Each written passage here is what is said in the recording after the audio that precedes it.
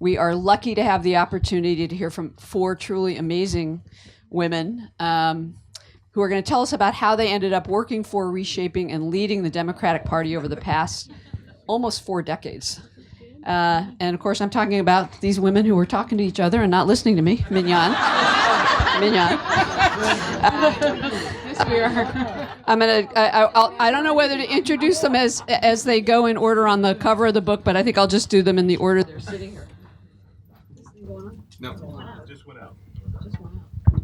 Technology. Well, I'm Donna. I'm Minyon. I'm Yolanda.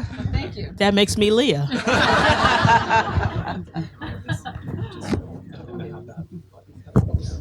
What do I know? So they have written a book, as you all know, and hopefully you have bought, and hopefully you will buy more copies of. And if you haven't bought it, we have plenty up front, and they will sign it at the end over there at that table. So stock up. Great to read and great gift, obviously. It's called For Colored Girls Who Have Considered Politics. And I have to say, I love this book. I got an early copy of it. I read it. It's been on my staff pick shelf for quite a while. I love it because it is insightful, it's instructive, it's entertaining. But I think most of all, it's a really important book. And I say that because it tells a story that has never been told and that very much needed to be told. It's about 4 women, call themselves the Colored Girls, hailing from different places and different backgrounds, with different personalities, different styles, who found their callings in advocacy and civil rights and all the way up the ladder to the highest level of American politics. 4 women who, with smarts and ingenuity and passion, for social change, and each in her own way, were able to assert their ideas and influences on the Democratic Party and on a succession of Democratic contenders for the presidency. Among them, just sitting right here, just sitting on the stage, are women who have run presidential campaigns, who have managed national political conventions. You're getting all the extra sound effects. Who've headed a national political party, who've worked in senior positions in the White House, and who have become confidants and trusted advisors of some of the leading figures in Democratic politics since 1984. And who, by the way, along the way, bonded in friendship and solidarity over their shared experiences and aspirations. I should say that each of these women deserves and is worthy of a biography or memoir of her own. They really, each of them, really.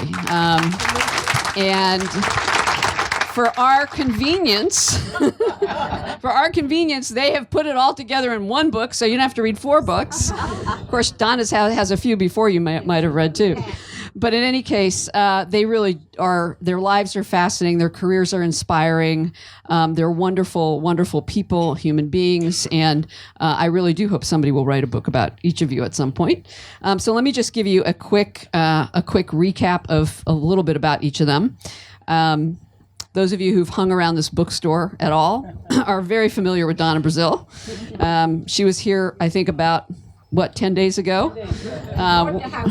Brought the house down. We had, well, say Veronica was here. We have a series called Race in America of panel discussions, and Donna was kind enough to participate in that about 10 days ago. Wonderful conversation.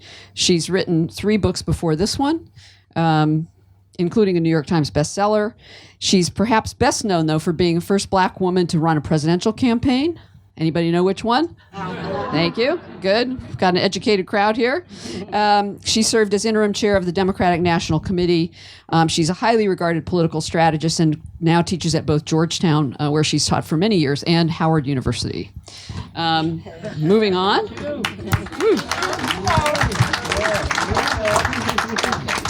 Gotta get my notes because I don't remember anything. Welcome to the club. I know, seriously, it's a bad sign. Yolanda Caraway, who's right there, she spent a lot of her career lending her ideas and strategic thinking also to shaping the National Democratic Party, but she actually started on a more local level. She's also worked in Congress, but she has helped shape the party into a more expansive and more inclusive organization that you see today, far different than when she started. She's founder of the Caraway Group, which is a national public relations and public affairs agency, and we are so happy to have you here tonight with us. Leah Daughtry, who is right next to me, she grew up in a very politically active family, daughter of an influential minister in New York. You might say politics is in her blood. She got involved in the Democratic Party as a young woman, rose to be CEO of the 2008-2016 Democratic National Conventions. She also, I think many of you know, is a preacher herself, and she continues to organize, strategize, and lead efforts to advance the causes she believes in. And last, but definitely not least, my friend and esteemed former colleague, Minyon Moore. We worked together back in the dinosaur era of the Clinton administration. I was a lowly speechwriter, and Minyon was an assistant to the president, which is the highest rank in the White House, some of you know. She also had served as director of the Office of Public Liaison and the director of the Office of Public Affairs in the Clinton White House. She's also served as a CEO of the Democratic National Committee and today is a partner at the Dewey Square Group. I just want to say, and I would say this about the rest of them, but I really do know Minyon the best. She is truly one of the smartest, most able, and most trusted women in Democratic politics. And I just, on a personal level, am so honored to have all four of you here tonight. So please join me in welcoming Donna, Yolanda, Leah, and Minyon. Thank you. So the way this is going to work is I will start off asking some questions, but we would love to hear from all of you. If you do have a question, we have a microphone right here. I think that's the only one we have tonight. If you can possibly make it to the mic, it's great because we videotape these. Believe it or not, we're a little bookstore, but we have a really awesome YouTube channel that gets many, many, many views. Lots of people who can't make it to the events like to be able to watch them, and it's helpful if they can hear the questions. So we do ask you to go to the microphone. When we wrap up, as I said, there'll be a signing, but let's get going. I just want to start off asking, because there are four of you, you know, it's hard to get right. I mean, you got to have a lot of collaboration and you got different ideas. Whose idea was it to do this book in the first place and why? Well, I guess I'll start because it's somebody asked me that question earlier today. Oh, really? Actually, we hadn't started off with the book. We have a friend who's out in Hollywood, and she used to come to a lot of our dinners. And, you know, we sit with banter, and you'll probably see it today. Sometimes we forget we're talking to people, and we end up talking to each other. And as she was listening to us talk, she said, you know, I really think you guys need to really share your story. And she was mainly talking about share our story on TV. So we went, yeah, right. You know, when you're talking to political women, talking about TV is like, whatever. And so she kept after us. And then she said, well, can I write a treatment? And so I said, and they said, sure. And we still were like in the mindset of whatever. Well, she came back with this treatment, but when before she even came to us with the treatment, she took it to Oprah. Oprah saw something in it, and so they both wanted to pitch it to HBO. So they pitched it to HBO. So HBO called us and said, would you come out? We'd like to meet you formally. So, you know, we are colored girls. We like a great weekend. We're going to have a hotel. And Free trip. Free trip, food. We'll go maybe see some of our friends while we're out there. That's really what we were thinking. So we go in this big conference room. And so, you know, they start peppering us with all these questions. Little by little, I started talking to Donna. Donna started talking to Leah. Leah started talking to Yolanda. We just were all over the place. And then the president says, we want this. And we're like, want what? And so I think she asked us if we had 5 years of stories. And Yolanda said, we got about 30 years of stories. So we signed this. I mean, we didn't sign anything. We came out and we looked at each other like, we better go get some dinner because we don't know what we just came out of. And we obviously got an attorney, but when we started getting the script back, didn't quite, you know, you have, and for all of us that are in Washington, we all know what it's like to be portrayed by someone or something. And so, you know, the most vivid portrayal was Leah's, outside of the fact that I wasn't married. I was dating a white New York Times reporter. He was giving me secrets, and I was giving him secrets. Now, that kind of stuff might be happening today. But, you know, I said to myself... What, interracial dating or giving secrets? Giving secrets. Giving secrets. Giving secrets. I just And wanted I to clarify. Somebody might think that I am like really giving a report. And anybody know anything about me? I love the press, but I don't talk to the press. And so, but when they got to Leah's character, which she can describe herself, it was like she was getting put out the church for sure. There was never a church that will ever accept her again. So they had me portrayed. I was the chief of staff at the DNC, which was true. I was a Pentecostal pastor, which is also true. But I had some kids of unknown origin.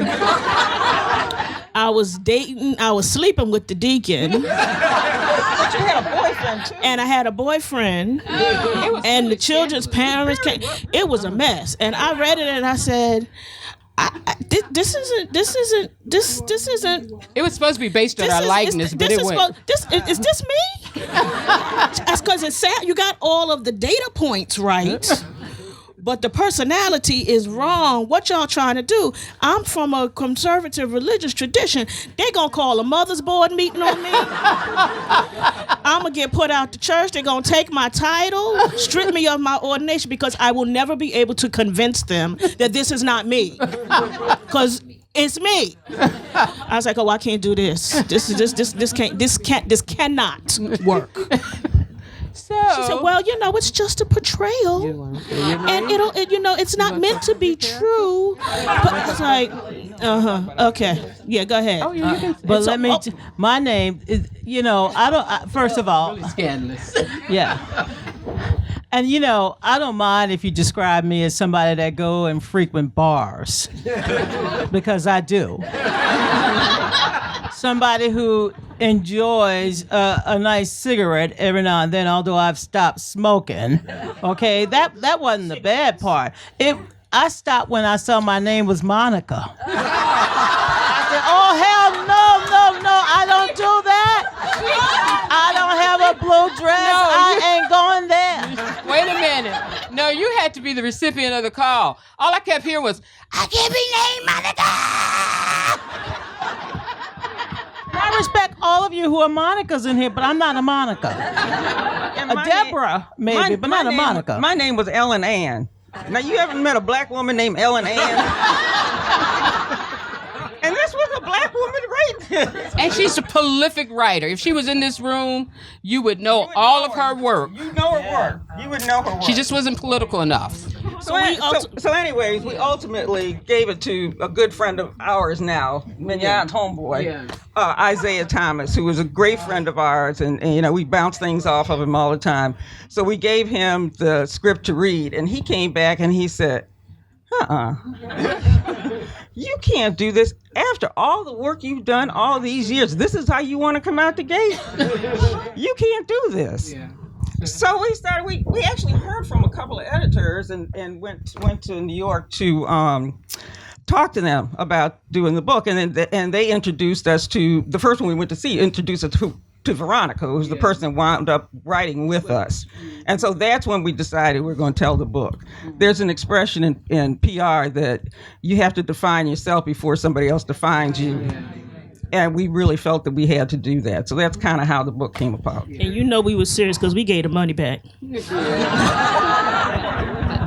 So Veronica's a terrific writer, by the way. Yes. For those of you, this book is really beautifully written, and she did seem to capture, I would hope you feel good about it. Yeah. But how did you work on it? Because there's 4 of you, there's a writer. It's Painfully. So what was the process? Well, she interviewed all of us. She interviewed us all together first, and then she interviewed us separately. And she would send us lists of questions that we would answer back. She'd come to a lot of our dinners, and there was a lot of tape recording and transcribing, and then she had to match the 4 voices together. And what I love what she did about it was most that she captured the history of the different periods very well. And she also, I think one of the things that I really love about this book is she captured how different you all are. You all sort of ended up in the same sphere, but you're very different people with very different backgrounds and experiences. That really came through. it seems like she was able to capture the aspirational quality of the work that you do in a way that sometimes writers lose if they're not in that field. So it became a book. You're still friends? Yeah. Yeah. And listen, we should tell you, a couple of us slept the book. Yolanda thought she was writing her biography. So memoirs for sure. So we tease Yolanda and we ain't mad at her. We say half the book's about Yolanda. The other half of the book is about Leah. Me and Donna share a few chapters. Yeah, we had. I did what I was told. I was told to write, Yolanda and I was very wrote. diligent. Yolanda and I are Virgos. We follow instructions. They followed the instructions. Yeah, they did follow instructions. But I swear to God, we are not mad at her. No, we are no. not mad at her. No, indeed. That's the way the book reads. So let me just ask you. Beautiful history. Yeah, the history is amazing, but I my think, life. and there's some really important themes in this book. One of which, it's you got to go back to where they all got into politics, but we forget the impact of certain political figures in that moment. And I think one of the things that came through so loud and clear to me in a very forceful and important way was, and I sort of knew it at the time, but the book just really is compelling in reminding us of two things. The incredible importance of trailblazing women of color who inspired each of you, different women. And I would love it if each of you could talk about one of them who was a major inspiration. You do talk about them in the book. And then I'm going to get to the second part of that question. But each of you had to, there were women before who paved the way, who inspired you, who advised you, who were, people that you could trust and turn to. That seems to me to be an awfully important part of your own personal stories. Mm-hmm. Anybody want to start? I'll start. I like to start. Not because She likes to talk. There's nothing wrong with talking if you have something to say. As many of you know, because I see so many friends and colleagues from the numerous campaigns that I have organized and managed here in the District of Columbia and elsewhere. So first of all, to all our great friends here from DNC to Secretary Rodney Slade in the Clinton administration, Secretary of Transportation. I can tell you, those of you who live in Ward 8 and along 295, 695, and you see that sound barrier, I mentioned Ward 8, Rodney, during the Clinton administration, when Eleanor came to Rodney, the mayor, thank you, Mr. Secretary, for helping to approve our roads and for putting, when they wanted to take the transportation department out of D.C., thank you, Rodney, for keeping it here. And for those of you who are paying higher rents in parts of Southeast, thank you, Rodney, for that too. I'm just saying. I mean, it's so improved. There's a Trader Joe's and almost And a Whole Foods. You still need a whole paycheck. But I was 21 when I came here from the great state of Louisiana. As you all know, I'm still mourning. These are the Saints colors, so if I'm not matching, y'all get over it because I ain't getting over it.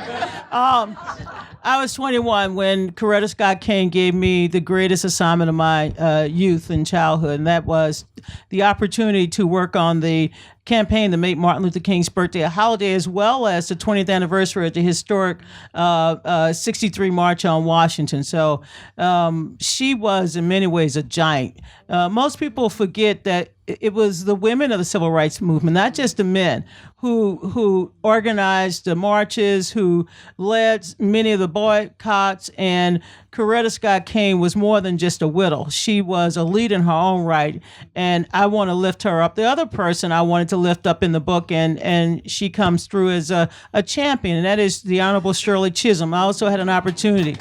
And you can imagine just a few months ago when Leah called me and said, hey, they want you to come up to Prospect Park in Brooklyn on what would have been Mrs. Chisholm's 94th birthday. They are now, for the first time in the history of New York City, there's a statue dedicated to a woman, and the first woman is Shirley Chisholm. Miss Chisholm, another woman that I had an opportunity to work for. And let me just say this, Miss Chisholm, has she lived, she used to call me and say, how's Eleanor doing? Because, of course, everybody here knows I ran Eleanor's campaign. I love Eleanor. Eleanor's a mentor and a good friend. And I would tell her about Eleanor, and then she wanted to check on Eddie Bernice. And then she would always say, what's my girl Maxine doing? Can you imagine had Mrs. Chisholm lived to see not just Maxine Waters, as the chair of the Financial Services Committee, but just this week, Alexandria Ocasio-Cortez, she was assigned. I said, so we're going to really see what Auntie Maxine is made of, okay? But, you know, we know so many remarkable women, and I want to pass this to Leah, who can talk about another beautiful soul that's no longer with us, but we had the great honor to work with, and that was the amazing Daughtry Height. Yeah. I have the besides Dr. Hyde, I also want to lift up Dr. Betty Shabazz. She was a very good friend of our family and was a fixture at our church in Brooklyn. So she was one of the few people that we let come up the back stairs. So you turn around and Dr. Betty was standing at the back of the stairs, and she was a remarkable and remarkably brilliant woman who was able to rebuild her life after her husband was assassinated and raise 5 girls, get her doctorate degree. She was very proud of the fact that she had an earned doctorate. She said, I went to school for this, I earned it, and I insist that you address me, she would say to other people, as Dr. Betty Shabazz. I said, yes, ma'am, you ought to call her by a title. She earned it. And she would speak on these forums and at these rallies, and she had the ability to navigate the world that I was raised in of the nationalist, Pan-Africanist revolutionaries, as well as the academics in language that both could understand and both could agree with. She was just remarkable. She was remarkably brilliant. And as Minyon would tell you, one of the biggest secrets that was kept is that she was a huge donor to the Democratic Party. She put her money where her mouth was, and she wrote checks to the DNC because she understood the importance of supporting the National Party. My other North Star is Dr. Dorothy Height, who, of course, we know was one of the big six in the 60s to help organize the March on Washington. She was, she worked up until she died. I had the privilege when I came back to Washington. I don't love Washington. I like Washington. I love Brooklyn, where I'm from. And so when I was take my breaks and I get sick of Washington, I moved back to Brooklyn. So had come back to Washington. I needed a place to stay. I was working for Alexis Herman, Rodney's colleague. She's the 23rd Secretary of Labor. And so Dr. Height said, oh, you can live in my apartment, because she had moved. So I was on the second floor. Dr. Height was on the first floor. Alexis was on the 6th floor. And she was honest to God. I'd get up in the morning to walk my dog. And I would You're giving away a good book story, but go ahead. Put on the first thing my hand touched, whatever that happened to be. So I was a complete hot mess, but I had to walk the dog. And every morning, Dr. Height would be in that lobby, fully dressed, hat, lipstick, matching everything, shoes. I don't care if it was 6 a.m, 7 a.m, she would be in the lobby waiting for her driver to pick her up to take her to work at the National Council of Negro Women, where she worked every single day to move the issues of women and people of color and people of goodwill forward every single day. And the reason I knew she was sick was because she was missing from the lobby for a whole week. And I was on the road and I came back and I called Alexa and said, what Dr. Height is missing? Because she was always Dr. Height, not Dorothy. She was Dr. Height. She's missing. She says she's in the hospital. I need you to come right now. So, and I went up to the hospital, and that was she was making her transition to the next life. But she, again, was this brilliant woman, strategic, forceful, dedicated, and committed, and she knew what she wanted, and she knew how to ask for it. She called any one of us at whatever hour in the morning. You answer the phone, it could only be her. And she'd say, Miss Daughtry, yes, Dr. Height, and she'd give you your instructions for the day. This is what I need, and I need it by noon. Click. There was no good morning, there was no good evening, there was no goodbye. Click. And by noon, she'd call you back, do you have? Is the press I'd like to have a press conference at 3:00. And you're like, I don't work for you. I don't work for you. I have a job. I was chief of staff at the Labor Department. I got a job. Dorothy Height wanted a press conference at 3:00, and she called you back. Is the press conference set up? And you say, yes, ma'am, because it was. You did what she needed to do because you knew whatever she was asking you for. It wasn't frivolous. It wasn't about her personal. It was about how we moved the country forward, how we moved the sisters forward, how we move our families forward. And I'm very fortunate to have had the opportunity to work with them and to stand in their shadows and just see them do what they do. I mean, there's such amazing mentors. Just taught us how to be women. How to be women, how to do this role, how to take care of your families. I mean, they're just women that we just, we stand on their shoulders. And Yolanda, you did this whole political career with a kid in tow. Yeah. I mean, you had even more pressure than a lot of people. So, yeah. I was actually, I'm from Chicago, so my first mentor was a woman by the name of Reverend Willie Taplin Barrow, and she was really the force and power behind Reverend Jackson. Reverend Jackson just virtually did what she said. So I was just going over there to volunteer. And, I was actually working on a paper at school because I was going to school at night and working I was in corporate America, my first little job. And, I was pressed with my little suits on and pearls. And, so I was trying to represent the other side of blackness. And so I would go over there and be with my people on Saturday. And I started volunteering for her. And she came to me one day and said, you need to leave that good paying job and come here and work for your people. The operative word was good paying job. So I said, well, how does that, I'm still kind of young and, idealistic. And I'm like, I really like doing this and it's empowering. And I'm like, so I wonder if they got a package. Then I got real basic. I wonder if they got insurance. But I must say, and this is just a testament to just stepping out on faith. I left my good paying job with a package and good health insurance and went to work for her and Reverend Jackson at Operation Push. And it was the best decision I'd ever made in my life. Well, and can I just follow up on that? Because that was going to be the second part of my question. I think another really important theme in this book, or important historical, is not a footnote, it's a major point, is the inarguable influence and important essential influence of the Reverend Jesse Jackson, of Operation Push and the Rainbow Coalition on the Democratic Party and on national politics in this country. And not just in setting an agenda and pushing an agenda, but in recruiting and training quite a few of the people here, and many more. And I was really, I hadn't realized the extent to which, you were rooted in that movement so thoroughly, and how that provided the springboard for, going on in politics.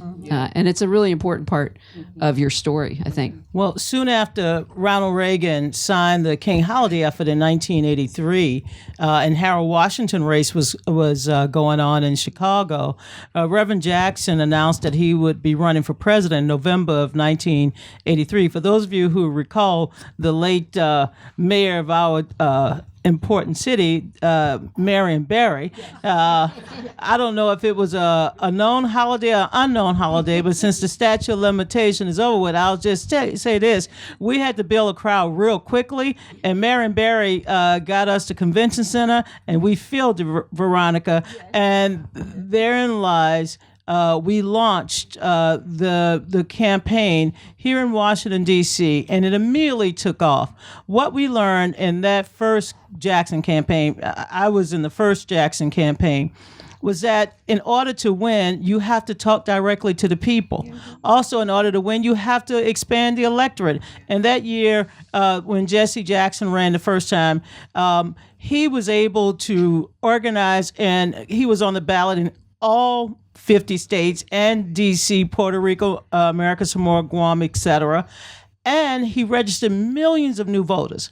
Those voters paved the way, in my humble opinion, not just those in 84, but 88, for the Democratic Party to win back the Senate in 86 and 1988. You see, if you go all the way through to Bill Clinton's election in 92 and Barack Obama in 2008, plus the rule changes that enable us to not just have a black nominee, but also a female nominee.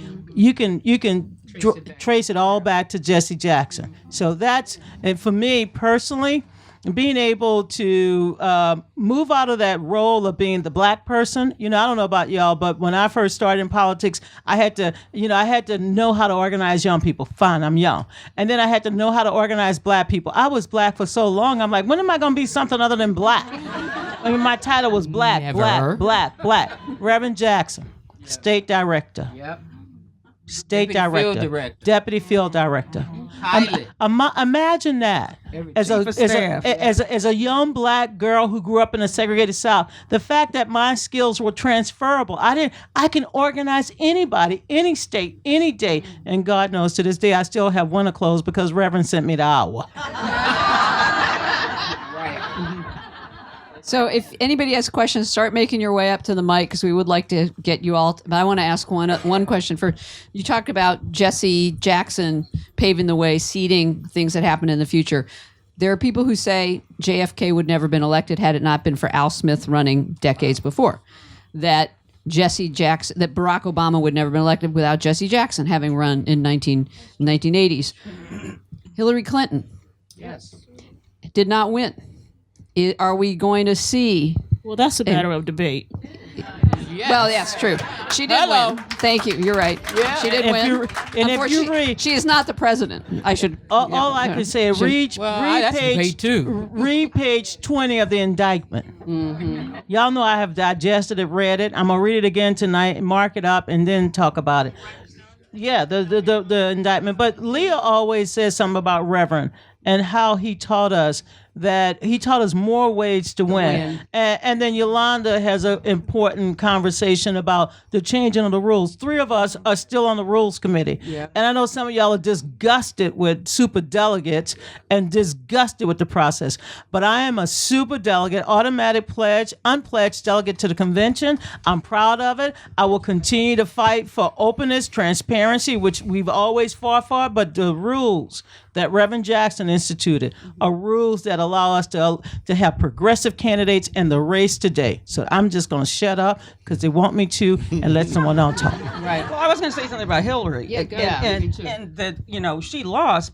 But look at all these women that ran. Totally. Yeah. That's what I'm saying. That came out of Hillary's movement. When Jesse ran, there wasn't, after 84, there was a mayor of almost every single urban city in the country. Yeah, and you talk about that in the book, too. Yeah, no, that's a really important point. Yeah, see, Hillary lost the Electoral College. She did not lose the election. Yeah. She won by 3 million votes, and I think she captured the imagination of America. Just so happens we had some interference that we weren't aware of, and hopefully this country understands we got to stay woke on these elections. Absolutely. Sir, go ahead. Congratulations on the book. I look forward to reading it.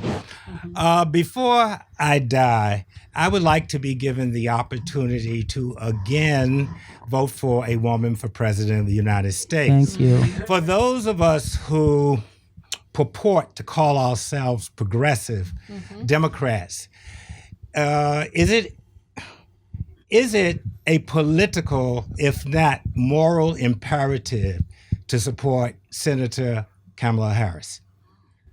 Top of my list.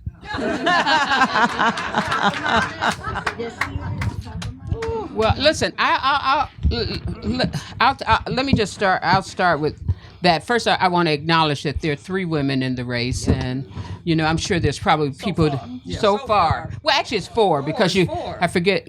Poor Chelsea is in the race. Yeah. Mm-hmm. And Marianne Williams. You got Elizabeth Warren, Kirsten Gillibrand, Tulsi Gabbard, Marianne Williamson, Kamala Harris, and we still have waiting in the wings, possibly Amy Klobuchar. Yeah.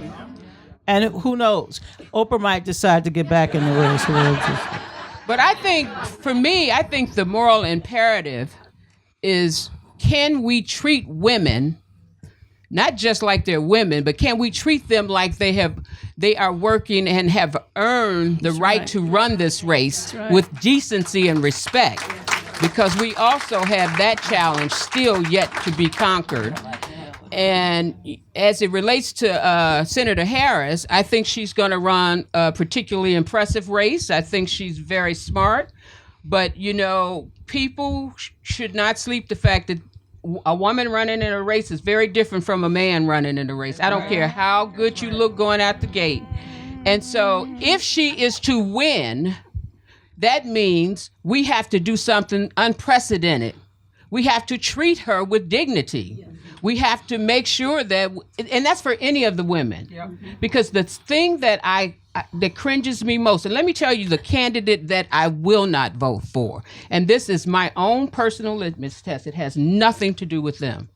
Any woman, any man that's in this race right now that believe that they have to ride this campaign on Hillary Clinton's back to win and say she didn't do this, she didn't do that, and she did this, and she did, then that's not the candidate for me, because she ran a credible race. She had 66 million votes, and if I were them, I would be trying to figure out how to get the 66 million votes. So that's the first litmus test for me. The second litmus test is, can they really beat this guy? Yeah. He has put us in uncharted territory, whether it's a man or a female. Everybody's hollering about Biden. Okay, great, Biden. Everybody hollering about Senator Sanders. Great. Everybody's got a chance to do a do-over, it seems. That's even different, too. Yes. The boys have a chance to do a do-over. Some doing it 3 times. Now 2 are doing it. And Hillary's supposed to go knit. Knit. And so I'm not angry about any of this. I'm just telling you, I'm very sober-minded because I saw it firsthand how tough it is for a woman to grind through just the indignities that this country, I mean, just imagine you up here and this woman, you know how qualified that woman was. And then you have a young boy stand up and the question was, will you iron my shirts? That was in 2008. Yeah. I mean, but seriously, and it got worse after that because internet was ushered in. So just look at some of the smut that's going around about the women right now. Look at what happened when it started on Kamala with the birther. And Elizabeth Warren, what did she get? Likability the first time she came out the gate. Outrageous. So my real point, sir, is if we want a woman to be president, we have to be vigilant. And we need good men that just spoke up just like you to really be out here challenging the assumption that they can't do it.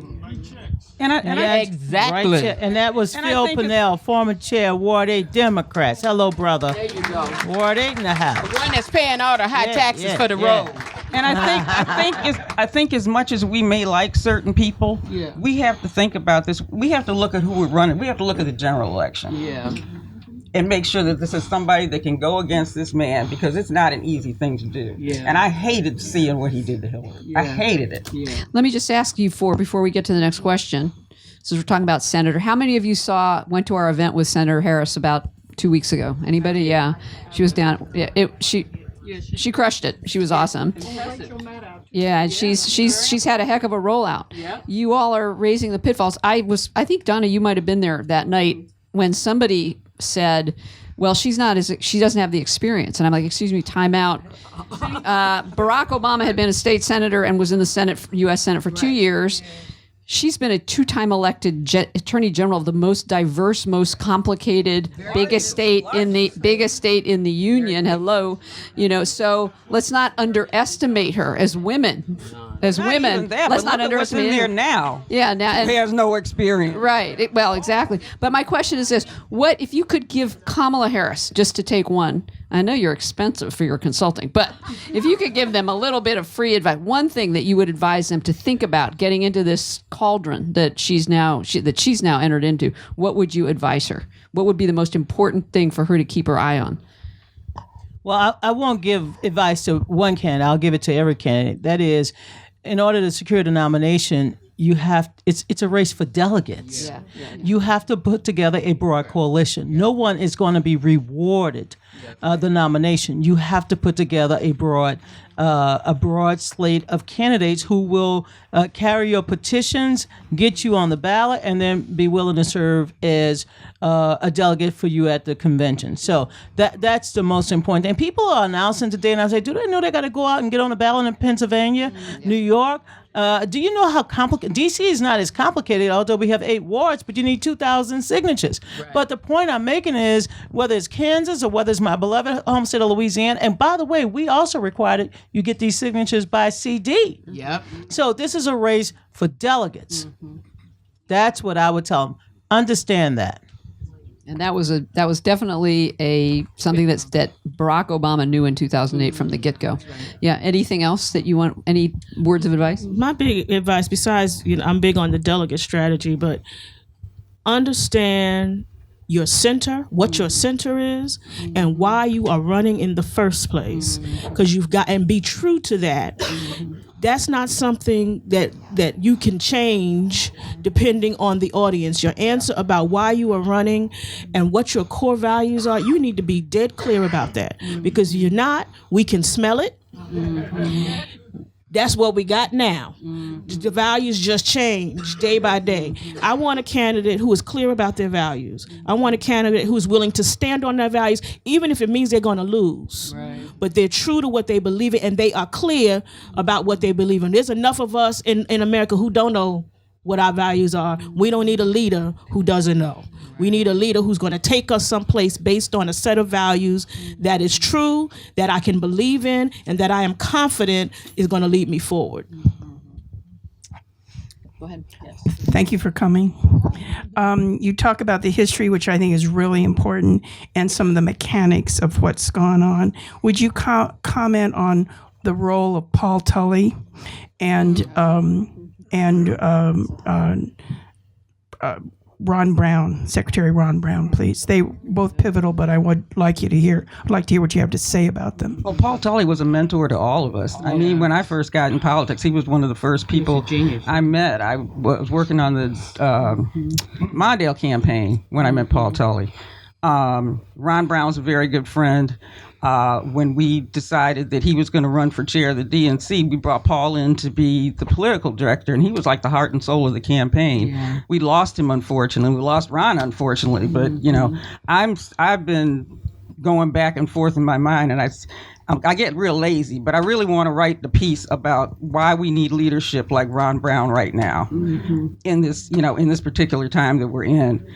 Back in when Clinton ran, remember he brought Pamela Harriman and all the fundraisers together, brought everybody together to conform around one candidate, and we needed to do that, and that's how we won. We need somebody to do something like that right now. Thank you. Paul Tully was the best organizer who ever lived. Strategist. The best strategist. Target voting. Yeah, he taught us that message drives politics. He was a wonderful man, and he's in the book along with Ron Brown. Yes. Thank you. And his daughter is still doing great work on his behalf. Yeah. I wanted to refer back to your comments about Reverend Jackson. Dr. William Pepper, who has written 3 books on Dr. King and was his lawyer and mentor, has a completely different take on Reverend Jackson. He said he was an interloper. There was huge dissension within Dr. King's inner circle, and even more serious allegations. So I just wondered, it's a completely different take. He doesn't have a very high regard for Reverend Jackson, so I wanted to see. Well, I ain't read his book yet, so... Yeah, right, exactly. But you know what? We have a different experience. Yeah, and your point could be well taken, but the truth is, I think all of us could probably have some series of allegations, or somebody might see us differently. Our truth is our truth, and we live that truth. I worked for him for almost 8 years, and there are so many things about Reverend Jackson that will probably never be written because he doesn't stop and take the time to just write it down. But he, unfortunately, for whatever people want to think about him, we would not have had Barack Obama or Hillary Clinton had we not had Reverend Jackson. I mean, the diligence by which he ran, I mean, everybody believes that, we ran a rich campaign with a rich campaign with a great message. We were poor, but the fact is he was blazing trails. He was almost thinking outside of himself. He was so far ahead of him. The things that happened with him and Dr. King, let me tell you, the greatest lesson he gave me about Dr. King was this notion that Donna said. She's, I'm just black. I do just black. I just do just black. I said that very thing to Reverend Jackson when I started working for him. Reverend, I've been to college. I can do more than this. I can reach out to different, by this time he was with the Rainbow Coalition. And he said to me, let me tell you what King told me. First of all, get to know your people. His greatest sin was he understood his people and he was uncompromisable. And he instilled that in me when I wanted to go off and be this big strategist. He said, get to know your people, because more than anything, what your white counterparts want to know and understand is your people. And if you can't represent them, then who can? And I took that to heart. And those were the type of values he instilled in us. But then when he became broader than that, he instilled that in us. We're the only group of people, based on his philosophy, that when we get in a room, we sit there, we don't just see black women, we see white women, we see gays, we see lesbians, we even see white men, we see farmers. I mean, seriously, if you're not in the room, he taught us to see who was not there. And those are some of the jewels and the things. I hate that he hasn't really wrote his own history and his own story, because you're going to have a bunch of interloper. You know, he and Coretta had a few issues, but in the end, she loved him. We are best friends with her daughter.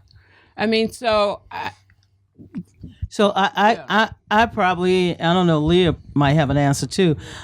There's a reason why Miss Clairol can't dye my hair anymore. It's just not possible. I have probably worked for all of the civil rights leaders. They were all different. They had strengths and weaknesses. Imagine being a child, sitting in a room with all of them. And they fought. They had different strategies. I can't tell you, this is before we had the internet, when you had to write a press release and they would change it, and then you had to go back and retype it. And don't let me tell you about how you had to Xerox back in those days.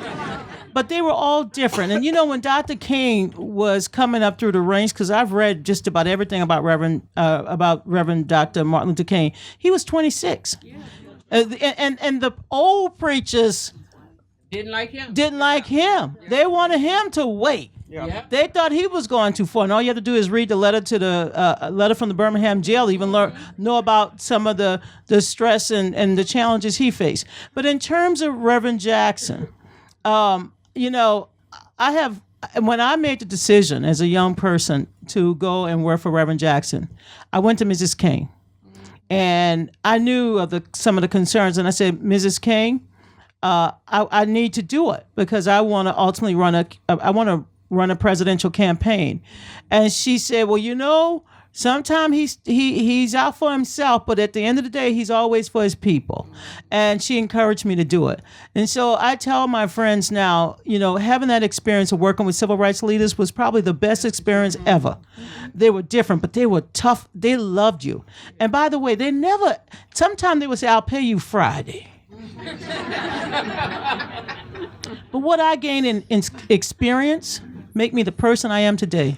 I'm not fearful. I'm not afraid. I can stand up to anybody because they taught me those values. They taught me deep convictions. And you know what? They also taught me how to love. They understood that love was better than hate. So I'll leave it with that. And thank you for your question, sir. And I just want to add to that, you know, it's why a personal story, personal experiences, personal witnessing of people who are historic figures is so important. It's just a different view and perspective, and it's experiential as opposed to someone who's looking from the outside, doing research, talking to these people who are several steps removed. And that's why I'm saying that part of this book, you all need to read it. I work for all his lieutenants. Oof. Yeah, all need to read it. King dyed his hair. Go ahead. Good evening, ladies. I just want to thank you, ladies, for writing this book. When I first heard the title, I was like, this doesn't have anything to do with me. I ran 3 times before I was successful. I just became elected at the local level. So, yay! So I wanted to know, because I started out working on campaigns, not getting paid, and just wanting to get a seat at the table, just wanting to have someone listen to me. And I said, if I can't get through to them, then maybe I just need to do it myself. And so I'm wondering why you ladies have found, you know, your strength and your footing behind the scenes, and have you ever thought about putting yourself out there to run? I mean, we were like going with you until you got there. You were doing good. We were hanging on to your words. We were like, okay, yeah. There are some people that are the out front people, and then there are the people like us that want to be behind the scenes. You know, I just need everybody. Yeah, I just see public service as such a gift. Yes. I mean, I just really do, and I enjoy it, and I don't need to be out front. And I think there's just room for these type of people. Donna is out front, and it sometimes reaps her good things, and it reaps her bad things. Especially when the FBI come knocking at your door. Right, we all know that. Yeah. Yes, I can. We I thank the people Lord. like you. I mean, I love to support people like you who do this. It's just not my path, and I'm comfortable. What did you just get elected to? Oh, the Gaithersburg City Council. Oh, great. Congratulations. Wonderful. First African American ever elected. Ever elected. That's what I was going to say. Yeah. Way to go. And you came in during that historic wave of women. So thank you for your willingness to serve. Thank you. I look, I'm not going to lie. I have flirted with just about everything that's alive and some things that's still dying. What? All right. But you know, I don't have that bug. But you know what I do have I have a passion for helping others find their path. And I had lunch today with the mayor of San Francisco, Minyon knows, and Leah and Yolanda. They've met her. And this young woman who told me some of the things that she's struggling with, you know, making sure that people who are homeless can find affordable housing, making sure that people who are still shooting it up, and she said, look, I'd much rather find some place that I know they're going to shoot up than to let them shoot up and die on the streets. I mean, she's struggling to make San Francisco a better place.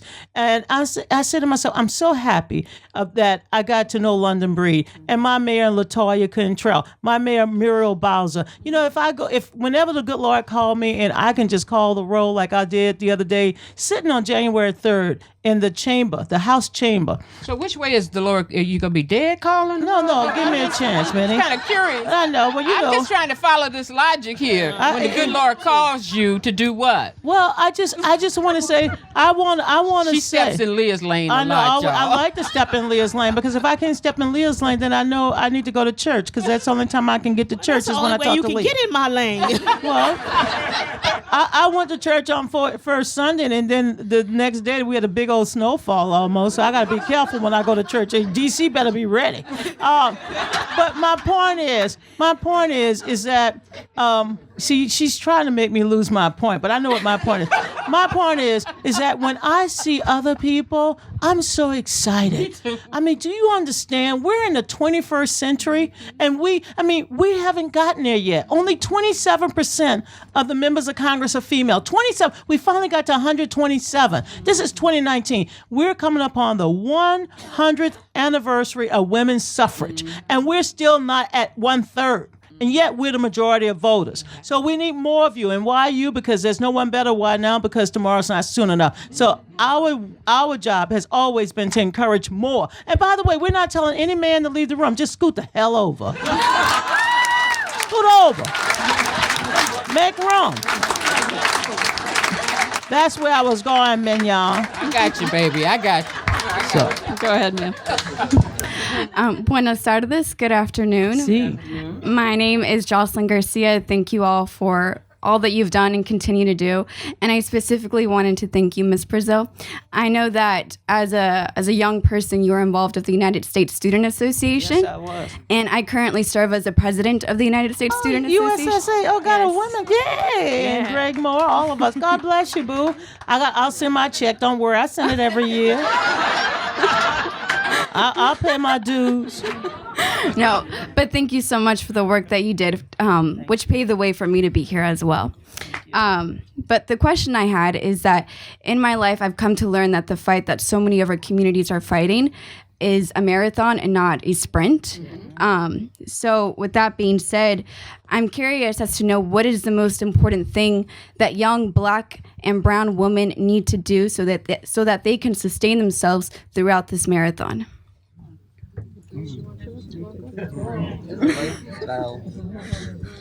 So the biggest, most radical, most revolutionary thing that you can do is build relationships. we are in a moment in time where you can live your whole life without talking to anybody. Everything I know, you can have your dry cleaning delivered, your groceries delivered, you can watch church, you can email, but to actually develop relationships with people, including a set of people who will be your friends, who will be your supporters, who will be, in our book we say, we think you need a cheerleader, a coach, a compass, and a confidant. Have those people in your, but that none of that is done without the real work of talking to people and getting to know people. It makes you valuable in the workplace. It makes you valuable on your block. It makes you valuable in your family and in your circle of people. And those relationships, that's really why we've had whatever degree of success we've had, because we can get people on the phone, because we've gotten to know them. We're getting to know what makes them tick, how we can help, how we can support. So I say to any young person who wants to grow and to climb into any older person who wants, build relationships with people. Be countercultural. Build the relationships that will help you to thrive and to grow. The people who will say, baby, don't do that. Go sit down. It's not your... And the people who be like, where we going and when? Let me take my earrings off. I'm ready to go. You need all of those people in your circle, but you can't call people that you don't know their numbers, that you don't know their names, that you don't know whether they're going to show up or not.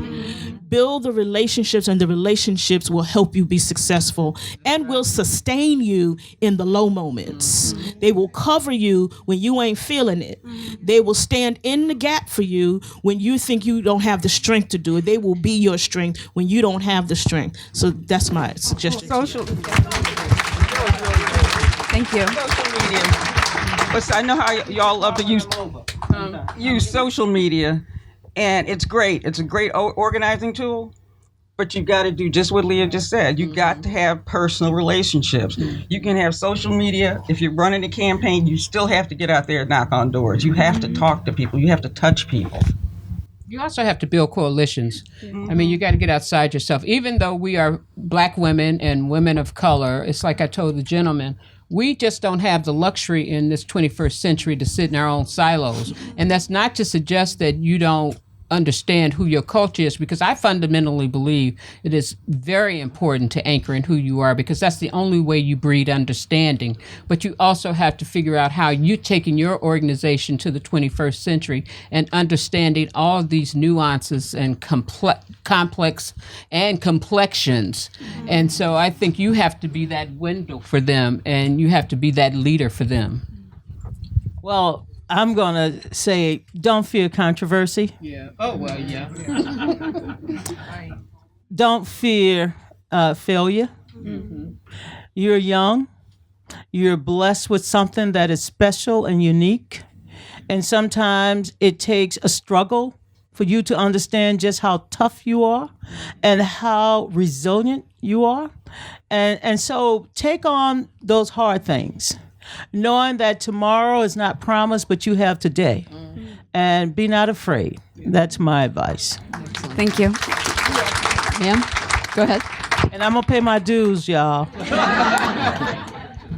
Okay, hi. Before I ask my question, I just want to say I don't know if I can put it into words, but sitting here and seeing 4 beautiful women of color who are so powerful, growing up when I didn't see that, it's something that I'm going to remember it for the rest of my life. And so I just want to say thank you for your time. My question is, as a young woman, a woman of color who's interested in going into politics and maybe seeing herself run for office one day, what do you do when you're constantly existing in white spaces and you're either subliminally told or literally told you don't belong, or that you're not the right fit, or that you're not likable enough, or whatever it might be?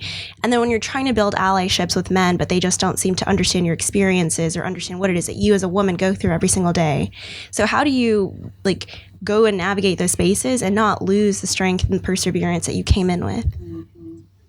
Leah, you went to college in a place that was very different from where you grew up. Yeah. And we get this question every place we go. Yeah, I'm from Brooklyn, and I went to Dartmouth. So, you understand. The radical went to Dartmouth. It was as different from my church radical revolutionary community as I could get. I was in school with Laura Ingraham. Wow. Yes. Not much has changed. Dinesh D'Souza, that whole crowd, we were all there together. What I learned in that time and what I learned going through the rest of my I love the Democratic Party, but the Democratic Party is not always the picture of representation and diversity. Right. It's just not. I believe in the ideals of the party, so I stay and I fight. Right. But I think that's part of what you have to decide for yourself is what you're worth. If what you're fighting for worth fighting for, are you do you believe in your own skills? Mm-hmm. Right. Do you believe in your own talent? Mm-hmm. Do you believe in what you have to say? Because if you don't believe it, it shows. If you don't have the confidence, they can smell it when you walk into a room. So decide whether you believe in yourself, whether you believe in the ideal, whether you believe in the work, whether you believe in your product. Everybody's not gonna like you. So what? That's life. I'm Christian. People didn't like Jesus either, and you in good company, right? But that doesn't find the allies. And it's going to take some cultivation, especially in a workplace. You don't know who's with you till you have the relationships to say, okay, this person's going to be with you. When you walk into a room, I always say, know this, who's with you, who's against you, and who doesn't care. Mm-hmm. So you know how to navigate your strategy. And in the end, you have to decide. Confidence is a decision. Decide. Okay, thank you. So we are closing into the finish, sir. We're going to take your last question. Is there anybody behind you? No. Lisa, can I just tell her one thing? Yeah, sure. And that is know yourself, know your value, because nobody can devalue you if you value yourself. And know the talents that you bring to the table, and don't be afraid to put those talents out there. Some people will not ever respect the fact that you are different, but you know what? They will recognize that you bring something to the table that they lack. And like I said, once you're in the room, leave the door open, put some other chairs around, and never sit in a room and say, I'm going to be the only one. That's a failure. One thing that we have done throughout our entire career is once we got in the room, hell, we brought somebody else with us, okay? So always bring somebody. But you should also know, every time you think that thought, look at us. Mm-hmm. Keep this visual in your head. We have all been in that same room. Yeah. But interestingly enough, when we walk in that room, we walk in saying, Reverend Barrow, Dr. Height, Maya Angelou, all these women that have carried us forward, including you. You can put whoever your mentors are in your head and walk in with confidence, and I assure you, because the one trick you will learn, they're really not as smart as you think. That's in your head. That is so true. Yeah.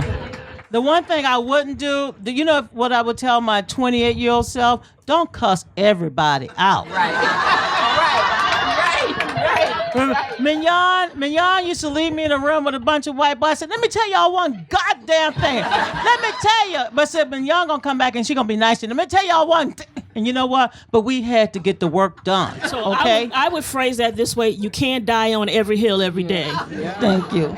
Same thing. Yeah. Don't cuss all the people out. Don't cuss all the people out. I've cussed a lot of them. Okay. Thank you. Hey, honey. Hi, Donna. How you doing, sugar? I was so looking forward to seeing you. Me too. And Thank I you. am delighted. Can you speak into the mic? Yes. I usually don't have to use the mic. Come on, Michael. You can do that, baby. But let me just say this.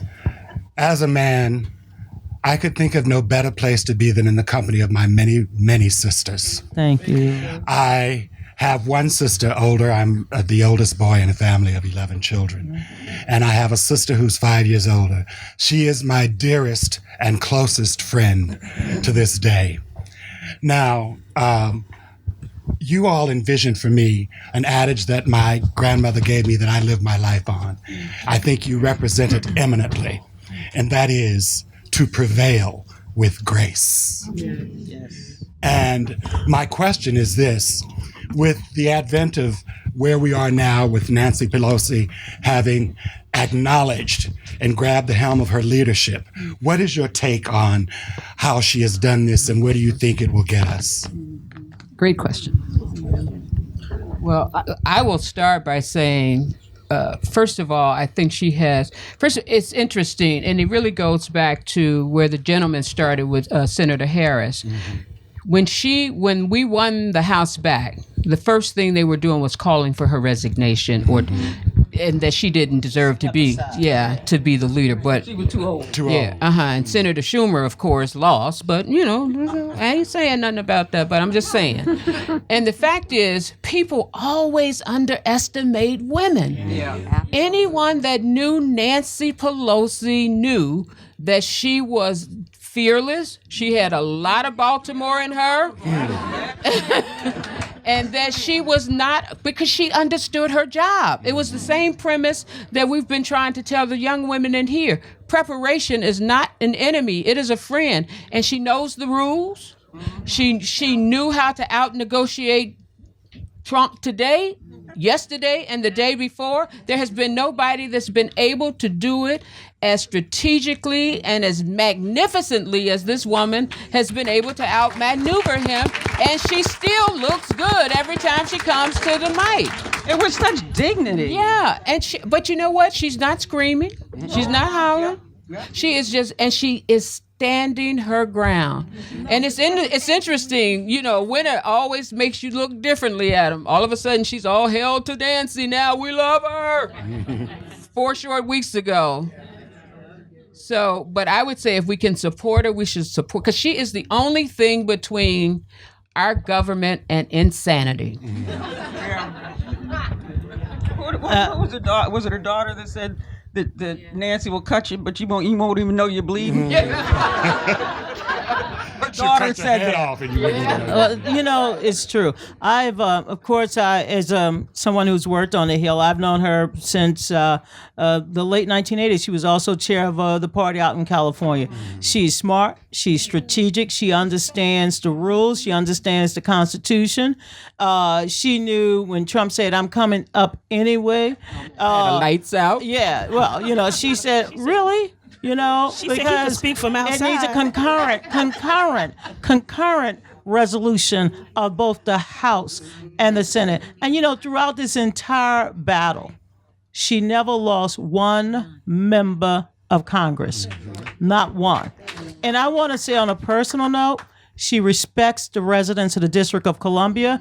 Every time the Democrats take back the House, she calls up and she said, "I'm going to give you your vote in the full committee. I'm going to give you your vote in the committee of the whole." That's what I mean. And she said, "And Eleanor, if you want to put the statehood forward, I'm with you all." I like her, okay? And also, she told members of the Black Caucus who have been climbing up the ladder, along with the women, that I'm not going to remove seniority. So we now have 5 African Americans who serve as committee chairs and 28 subcommittee chair. And I also respect the fact that when Sheila Jackson Lee resigned from her subcommittee or stepped aside, she put Karen Bass there. So I'm all for. We were all for Nancy before the election. We're all for Nancy. Getting calls like, why y'all talking? We for Nancy. Because we understood power. We understand power. And she just appointed a black woman, the clerk of the House. We for Nancy, okay? We for Nancy. Nancy. Thank you. Period. You got to remember, brother, we were the 92% that was with Hillary. Oh, yeah. Amen. Yeah. And we going to always stand up and be strong. We ain't scared. We ain't Thank scared. you. Thank you all for coming. Here's the book. Thank you. Please join us for a signing line here, but let them get there. Thank you. And thank you, Politics and Prose. Our pleasure. Our honor.